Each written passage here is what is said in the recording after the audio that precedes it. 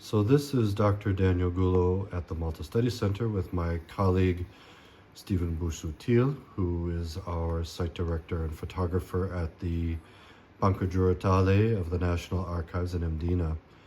And we're photographing a very difficult collection known as the Consolato del Mare, which was gathered and sewn together, but with very unique sewing such that several of the pages are only partial pages, but they were all given foliation. And so because of the foliation, we can't simply skip them, and also some of them have small amounts of writing on them. And you can see here, these are very small pages. And what we want to show now is an example of how to, the complexity of maintaining the paper flat underneath the camera for digitization. So Stephen, why don't you go ahead and show how we do this with a few?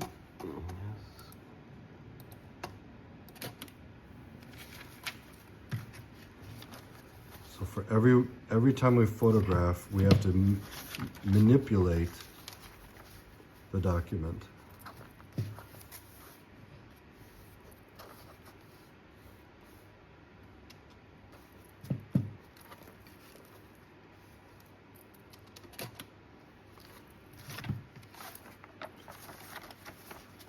The white paper is used so as to not confuse the reader with two papers looking as if the same paper below, so we separate them out.